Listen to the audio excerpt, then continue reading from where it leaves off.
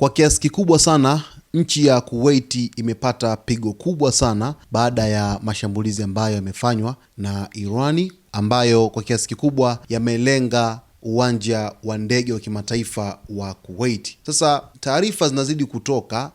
sasa hivi, kile ambacho kinaripotiwa ni juu ya madhara ambayo yametokea baada ya shambulio la Irani kwenye uwanja wa ndege wa Kuwait. Hadi kufikia sasa watu 63 wamejeruhiwa kufuatia shambulio la droni la Irani lililolenga uwanja wa ndege wa kimataifa wa Kuwait siku ya Jumatano, kwa mujibu wa Wizara ya Afya ya Kuwait. Taarifa iliyotolewa na wizara hiyo kupitia mtandao wa X imeeleza kuwa miongoni mwa waliojeruhiwa ni wafanyakazi wa uwanja wa ndege pamoja na abiria waliokuwa katika eneo hilo wakati wa shambulio. Wizara hiyo imeongeza kuwa majeraha yaliyosababishwa na shambulio hilo ni ya kiwango tofauti, yakiwemo kuvunjika mifupa, majeraha ya kichwa, kuvuja damu kwenye ubongo, kukatwa kwa baadhi ya viungo vya mwili, majeraha yatokanayo na mlipuko pamoja na athari za kuvuta moshi. Awali, jeshi la Kuwait lilisema kuwa mashambulizi ya drone na makombora yalilenga jengo la T1 katika uwanja wa ndege wa kimataifa wa Kuwait na kusababisha uharibifu mkubwa wa miundombinu na mali. Kufuatia tukio hilo, mamlaka za usafiri wa anga nchini humo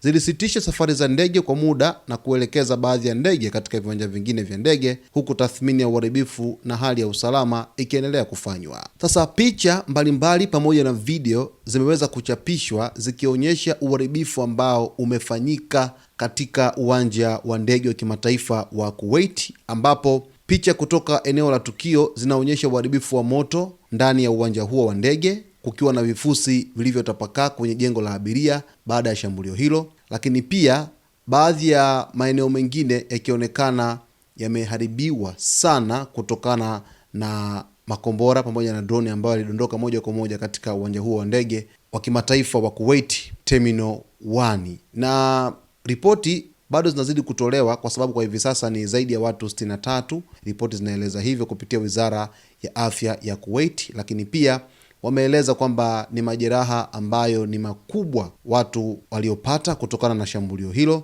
lakini pia wakilani vikali shambulio ambalo Irani imefanya, kwa sababu lengo lilikuwa ni kushambulia kambi ya Marekani huko nchini Kuwait, lakini bahati mbaya uwanja wa ndege wa kimataifa wa Kuwait ukashambuliwa katika shambulio hilo ambalo lilitekelezwa mapema kabisa na jeshi la walinzi wa mapinduzi ya Kiislamu la Irani, kamandi ya anga. Hivyo kutokana na ripoti hii ambayo inaeleza kutoka katika Wizara ya Afya ya Kuwait, ni wazi kabisa kwamba kwa hivi sasa nchi ya Kuwait ni moja kati ya nchi ambayo imekumbana na mashambulizi mengi tangu kipindi hiki cha ceasefire. Ukiitoa UAE, inafuata Kuwait, kwa sababu mashambulizi mengi yamekuwa kiripotiwa katika kambi za Marekani, lakini hivi sasa ndio shambulizi hili limefanyika katika uwanja wa ndege wa kimataifa wa Kuwait. Na bado taarifa zinazidi kutolewa kupitia idara mbalimbali kutoka huko nchini Kuwait, wakitoa kile ambacho kinajiri, kama kuna dhoruba ambayo imesababishwa zaidi na zaidi, au kama kuna changamoto yoyote ambayo inajitokeza